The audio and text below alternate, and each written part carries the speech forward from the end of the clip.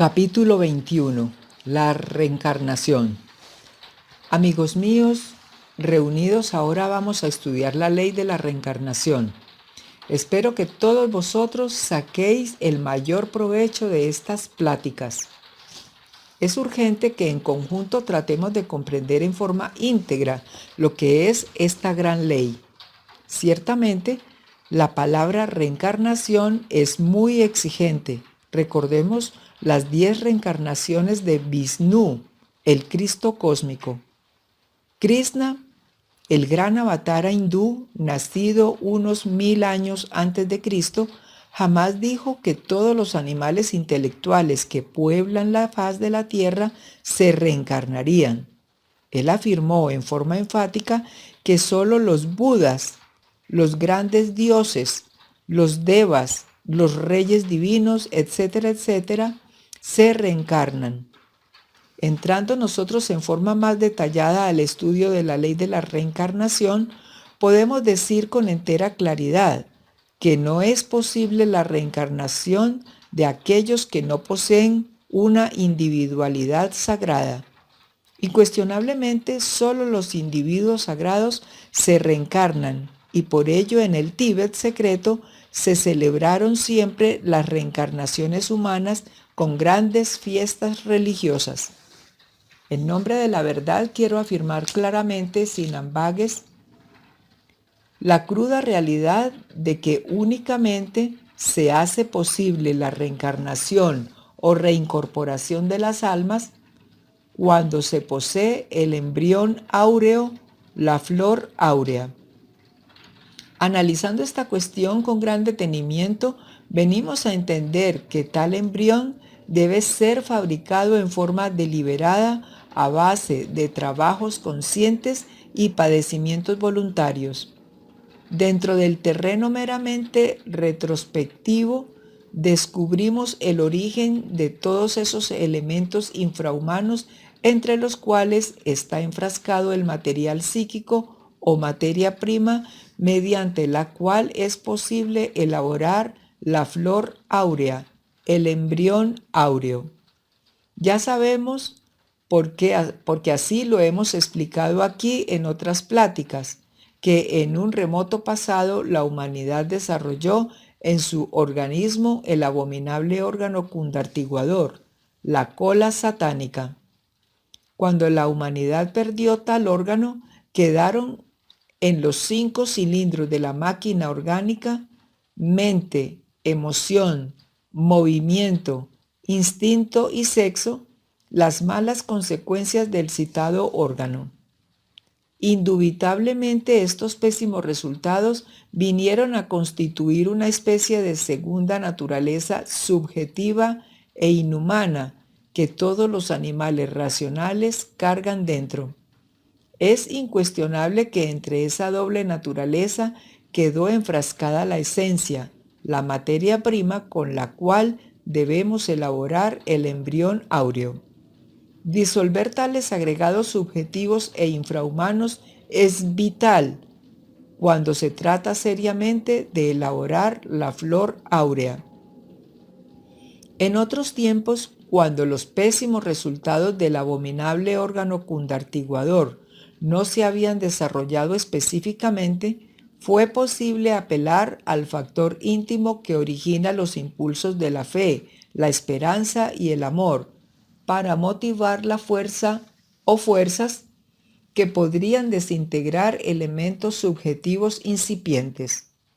Desafortunadamente, aquel básico factor de tales impulsos citados pasó por diversos procesos degenerativos debido al desarrollo exorbitante de las malas consecuencias del abominable órgano cundartiguador.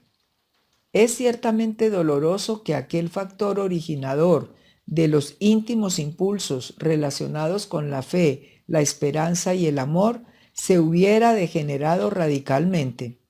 Es por este motivo que tenemos que apelar ahora al único factor que todavía no se ha perdido.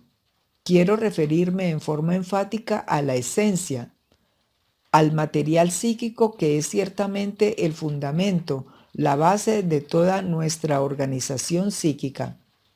Liberar tal esencia es urgente, inaplazable, impostergable, si queremos elaborar seriamente la flor áurea, el embrión áureo. Desgraciadamente, esta materia prima, este material psíquico, no toma parte en las actividades rutinarias de nuestro mal llamado estado de vigilia. Es lástima que este factor sobre el cual están establecidos todos los procesos psíquicos se encuentre enfrascado entre las zonas subconscientes.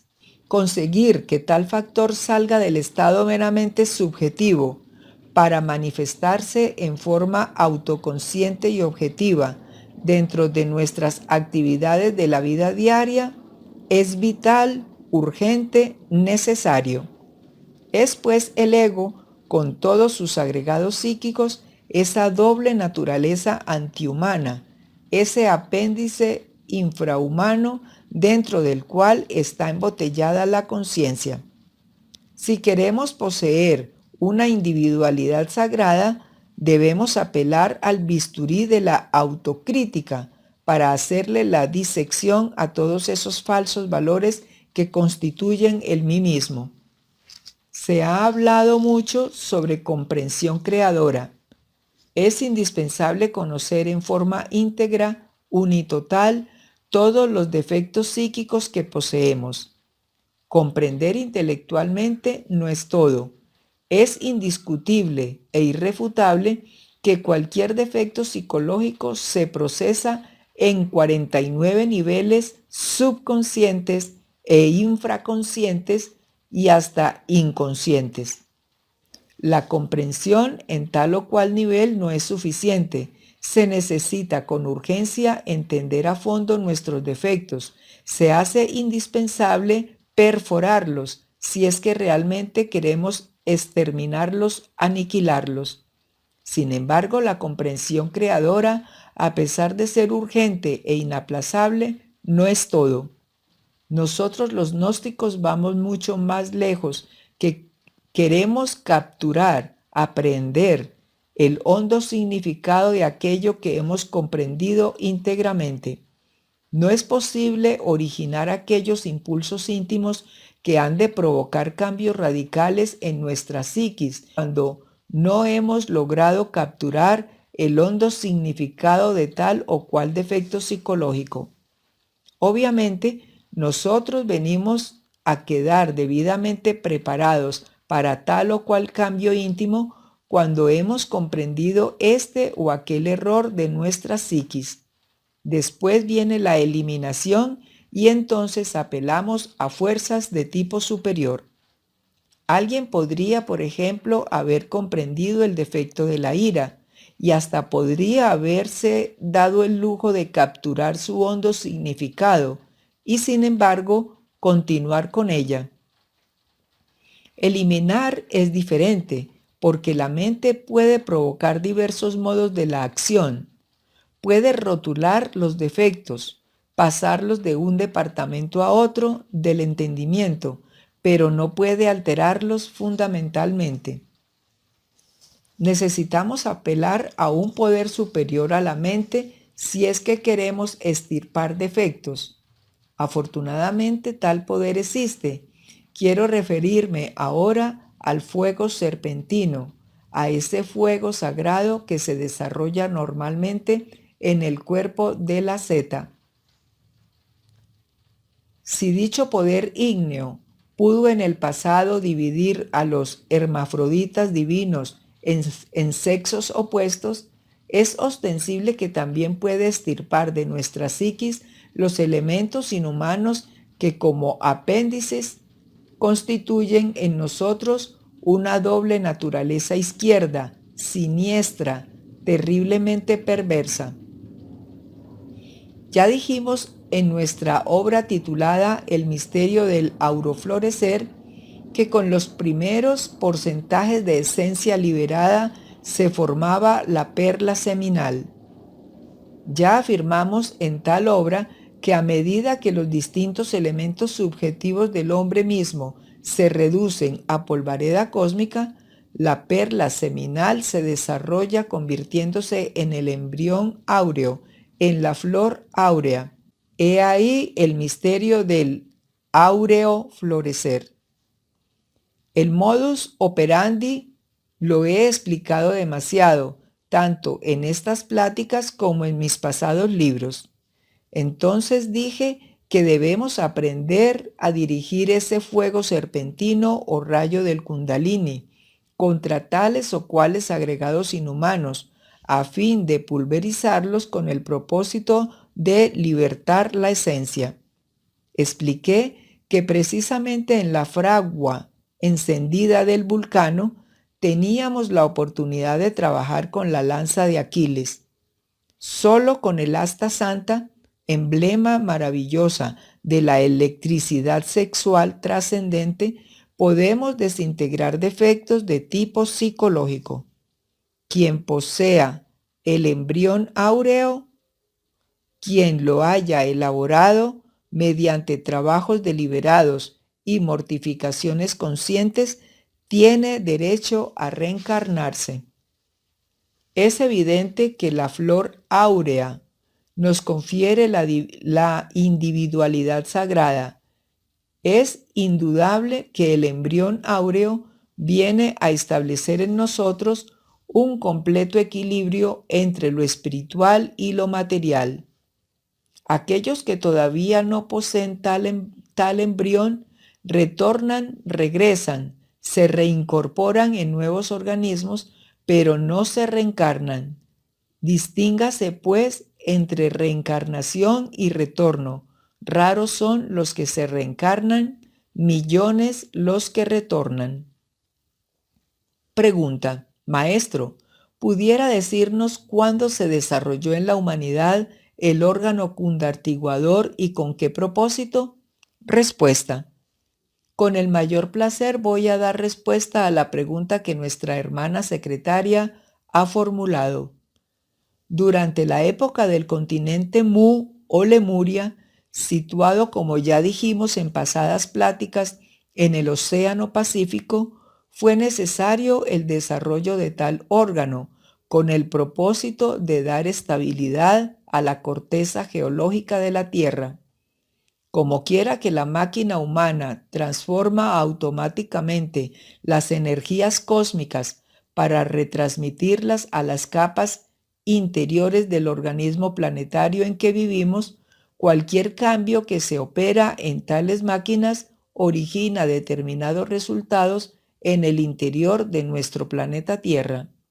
Fue entonces por aquella época, hace unos 18 millones de años o algo más, que los cosmocratores dejaron plena libertad al Lucifer interior de cada cual a fin de que se desarrollara esa cola de los simios, ese abominable órgano cundartiguador en cada organismo humano.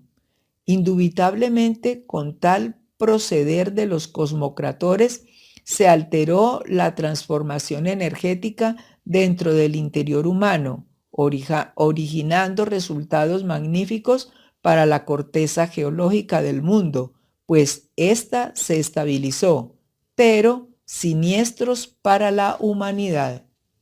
Mucho más tarde en el tiempo, los dioses eliminaron del organismo el apéndice nefasto, pero no pudieron eliminar sus consecuencias, pues éstas, como ya dijimos, se convirtieron en una segunda naturaleza inhumana y perversa dentro de cada uno de nosotros. Pregunta: Maestro, entonces los cosmocratores tuvieron la culpa de las consecuencias inhumanas que hoy carga la humanidad en sus organismos? Respuesta: esta pregunta me parece interesante. Los dioses que en eso intervinieron cometieron algunos errores de cálculo y por tal motivo tuvieron la culpa. Quiero que ustedes sepan que los dioses también se equivocan. Es claro que en un futuro día cósmico, esos inefables tendrán que pagar su correspondiente karma cósmico. Pregunta: siendo la esencia lo único que constituye nuestra organización psíquica, decía usted, maestro, que afortunadamente no se ha perdido. ¿Quiere esto decir que habría peligro de que se perdiera la esencia?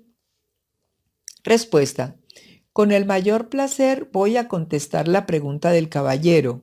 Con todo respeto me permito decir al auditorio que me escucha que la pregunta está un poco mal formulada. No he dicho que la esencia sea nuestra organización psíquica. Solo he querido afirmar que aquella es el factor básico de toda nuestra organización psíquica, y esto es un poco diferente. Ostensiblemente, no es posible que la esencia se pierda.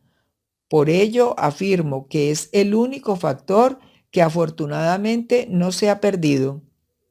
Aunque la esencia enfrascada entre el ego hubiese de involucionar en el tiempo dentro de los mundos infiernos, es evidente que jamás se perdería, porque disuelto el ego, ella quedaría libre y dispuesta, como ya lo hemos dicho tanto, para entrar en nuevos procesos evolutivos. Pregunta: venerable maestro, ¿hace usted hincapié no solamente en la comprensión, sino en descubrir el hondo significado de nuestros defectos psicológicos? Yo entiendo que la comprensión tiene por objeto identificar a esos defectos, y el hondo significado tiene por objeto descubrir el daño que el defecto puede causarnos como obstáculo para nuestro autorrealización. ¿Estoy en lo correcto? Respuesta: la pregunta que ha salido del auditorio vale la pena responderla. Comprensión no es identificación. Alguien podría identificar un defecto psicológico sin haberlo comprendido. Distingamos, pues, entre comprensión e identificación. Esto de la comprensión es muy elástico. Los grados de comprensión varían. Puede que hoy comprendamos tal o cual cosa de cierto modo y en cierta manera, en forma relativa y circunstancial, y mañana comprendamos mejor. La aprehensión del hondo significado de tal o cual defecto solo es posible mediante todas las partes de nuestro ser íntegro. Si algunas partes de nuestro ser han capturado el hondo significado, mas otras partes de nuestro mismo ser no lo han capturado, entonces el significado íntegro y profundo tampoco ha sido aprendido unitotalmente. Sobre aquello que es el hondo significado, sobre su sabor específico, no debemos formarnos preconceptos. Lo que es el significado profundo de tal o cual error, solo podemos vivenciarlo directamente en el momento preciso, en el instante adecuado. Es por ello que en modo alguno podríamos formarnos ideas preconcebidas sobre aquello que podría ser el hondo significado de nuestros errores psicológicos.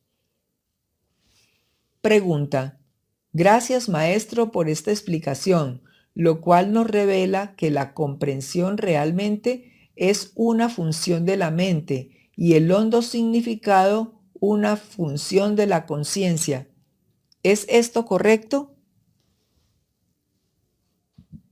Respuesta: amigos, la mente con todos sus funcionalismos es femenina, receptiva, absurda de volverla positiva. Necio sería elaborar ideas, preconceptos, teorías. Siendo pues la mente un instrumento meramente pasivo por naturaleza, no podría por sí misma ocupar el puesto de la comprensión. Distingan ustedes entre lo que es la comprensión y lo que es el instrumento que usamos para manifestarnos en el mundo. Obviamente la comprensión pertenece más bien a la esencia, a los funcionalismos íntimos de la conciencia, y eso es todo. El hondo significado de tal o cual error psicológico difiere de la comprensión por el hecho mismo de pertenecer a las diversas percepciones o experiencias directas vividas por las diversas partes del ser unitotal. Pregunta: Maestro, ¿el hombre que se reencarna puede escoger el lugar y la familia donde regresa con la conciencia despierta? Respuesta: con el mayor placer voy a dar respuesta a esta nueva pregunta. Permítaseme informar a todos los aquí presentes que aquel que posee el embrión áureo, de hecho, también tiene conciencia despierta. En este caso, le es dable elegir voluntariamente el signo zodiacal bajo el cual desea reincorporarse, reencarnarse, reencarnificarse. Sin embargo, no le es posible alterar su karma. Podría seleccionar diversos tipos de nacimiento, familia, nación, ciudad, etcétera, etcétera, pero siempre de acuerdo con sus deudas kármicas. Esto significa que podría resolverse a pagar tal o cual deuda de acuerdo con su libre elección, mas en modo alguno podría evitar esas deudas. Solo tendría derecho a escoger entre cuál o cuál deuda quiere pagar primero, y eso es todo. Pregunta: Maestro, ¿el bodhisattva caído pierde su embrión áureo? Respuesta: esta pregunta es ciertamente muy original y por tal motivo conviene que la respondamos concretamente. Se hace necesario comprender que el embrión áureo es imperecedero, inmortal, eterno. Así pues, el bodhisattva caído puede aniquilarse en la novena esfera, pasar por el proceso de la destrucción de los cuerpos existenciales superiores del ser. Sin embargo, jamás perdería el embrión áureo.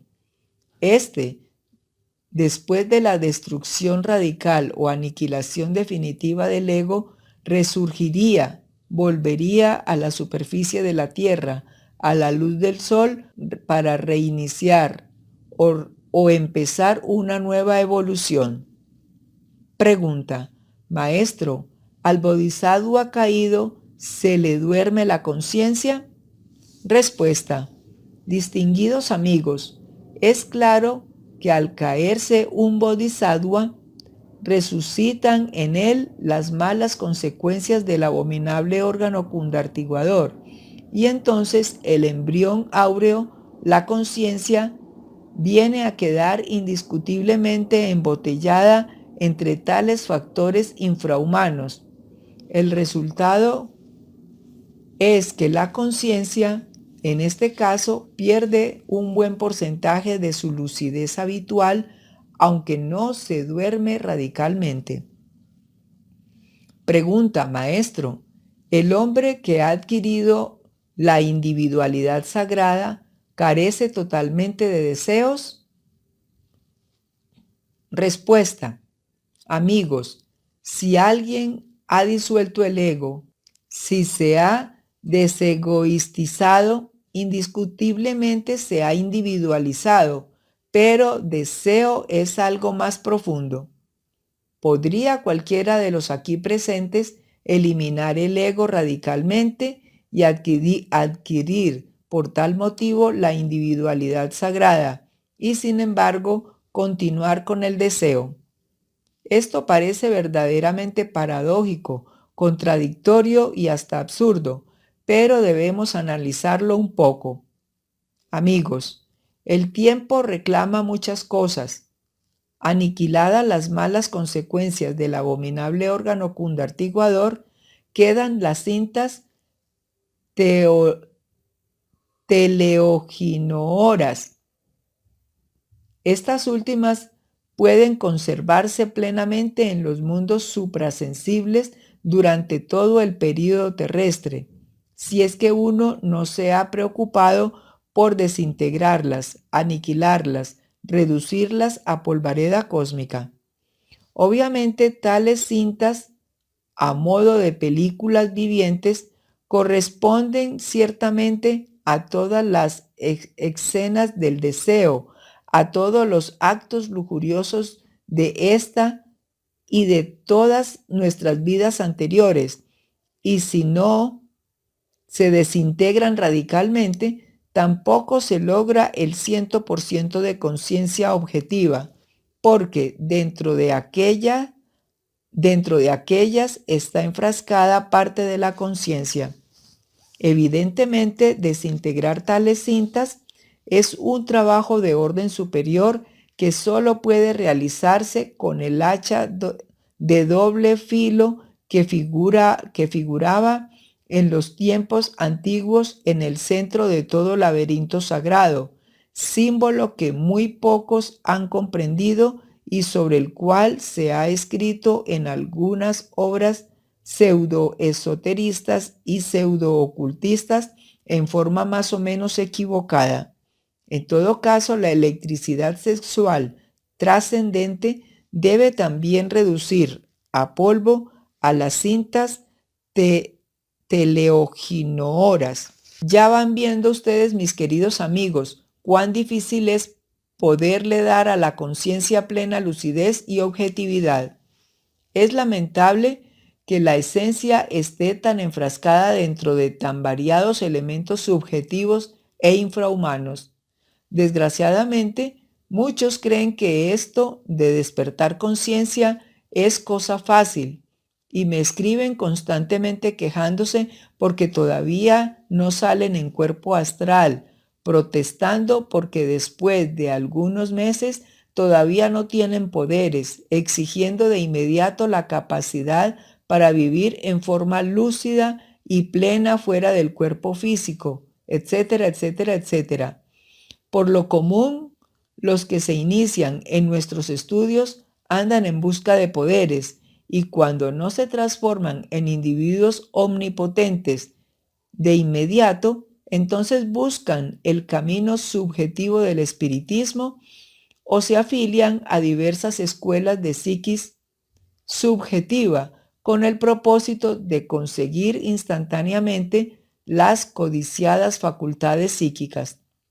Objetividad plena implica destrucción radical de todo lo inhumano que cargamos dentro, aniquilación de átomos subconscientes, muerte absoluta de la doble naturaleza infrahumana, pulverización radical de todos los recuerdos del deseo. Así pues, queridos amigos, que cualquiera puede haber logrado la individualidad sagrada sin que por ello todavía esté completamente libre del proceso del deseo. Destruir las cintas teleoginoras y algunos otros principios que más tarde mencionaré significa extirpar de nuestra psiquis hasta los más ínfimos deseos. Pregunta, maestro, ¿vale la pena ejercer el derecho de reencarnar una vez que éste se ha adquirido? Respuesta. Distinguidos caballeros y damas que me escuchan, toda ilusión le es permitida a las almas reencarnantes. Sin embargo, es preferible exclamar con Jesús, Padre mío, si es posible, pasa de mí este cáliz, mas no se haga mi voluntad sino la tuya. En instantes en que platico con ustedes, aquí dentro de este estudio de mi propia casa, que es la de ustedes, me viene a la memoria algo muy interesante. Sucedió que cierta noche fui llamado telepáticamente por un grupo de maestros de la venerable Gran Logia Blanca. Abandoné el cuerpo físico y todas las partes de mi ser íntimo, integradas y revestidas con los cuerpos existenciales del ser, hubieron de concurrir al llamado. Flotando en el espacio, me posé suavemente sobre la azotea de un gran edificio. Me recibieron los adeptos de la fraternidad oculta con exclamaciones de júbilo diciendo: «Ha venido el arcángel Samael», y después de los consabidos abrazos y salutaciones, fui interrogado en la siguiente forma: tú, como avatara de la nueva era acuaria, debes respondernos sobre la conveniencia o inconveniencia de entregarle a la humanidad terrestre las naves cósmicas. Es de gran responsabilidad vuestra respuesta. Ahincado de rodillas, vi entonces con mi sentido espacial el uso que los terrícolas podrían hacer en el futuro con tales naves. El ojo de Dagma me permitió entonces ver dentro de tales naves en un futuro inmediato comerciantes, prostitutas, dictadores, etc., viajando a los otros planetas del sistema solar, llevando la discordia a otros rincones del universo, etcétera, etcétera, etcétera.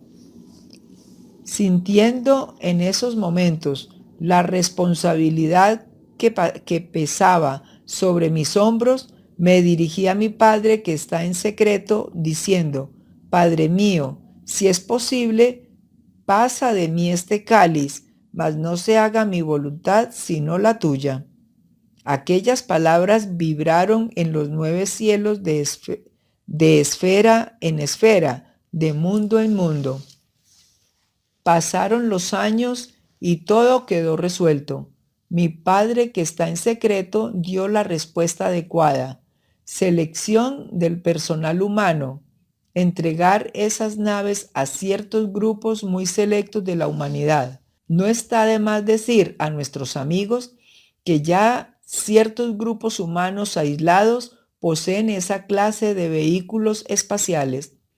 En una región inaccesible del Himalaya, donde jamás los invasores comunistas podrán llegar, existe una comunidad de lamas que recibieron cierta cantidad de tales navíos cósmicos con los cuales viajan a otros mundos del espacio. Estos lamas que tuvieron la dicha de recibir tan preciosos regalos son individuos sagrados, gente con el embrión áureo desarrollado, seres que se reencarnan. Así pues, amigos míos, nosotros debemos hacer siempre la voluntad del Padre, jamás la nuestra. Quienes se reencarnan pueden escoger de acuerdo con la ley del karma las condiciones de vida que quieran sin salirse, claro está, de la ley kármica. Mas es preferible que nuestro Padre que está en secreto escoja para nosotros lo que más conviene. Pregunta: Maestro, se nos ha dicho que los dioses también se equivocan. ¿Quién sería entonces el que no se equivoca? Respuesta: Amigos, esta pregunta me parece verdaderamente importante y vamos a darle su conveniente respuesta. Ruego atención a todo el auditorio. Solo el Padre que está en secreto no se equivoca. Él es infalible, omnisciente y omnipotente. Por ello es que insisto en la necesidad de hacer la voluntad del Padre tanto en los cielos como en la tierra. Cuando uno se olvida de su Padre que está en secreto, comete errores. Mejor es consultar y dejar todo en manos del Padre. Pregunta: Maestro, ¿cuál es la diferencia entre embrión áureo y la conciencia? Respuesta: Amigos, no existe diferencia alguna entre el embrión áureo y la conciencia, porque aquel es la misma esencia organizada, la misma conciencia objetiva, liberada radicalmente de todo proceso subconsciente. Pregunta: Maestro, dice la maestra HPB que la única manera de no sufrir en este mundo es dejar de reencarnar. ¿Qué nos puede usted decir al respecto? Respuesta: Quiero que ustedes sepan, caballeros, que la felicidad absoluta solamente se consigue cuando uno tiene a Dios adentro. Podría uno vivir en el nirvana, el mundo de la felicidad, mas si no tiene a Dios adentro, no sería feliz. ¿Podría uno dejar de reencarnarse y si no tiene a Dios adentro, tampoco sería feliz? Aunque uno viviera en una mazmorra inmunda, en medio de las desgracias más terribles, o estar en los mundos infiernos, teniendo a Dios adentro, sería infinitamente feliz. No está de más recordarles a ustedes, amigos, que ahí en los mundos infiernos viven algunos maestros de compasión, trabajando por los decididamente perdidos, ayudando, auxiliando, pero como tienen a Dios adentro, son felices.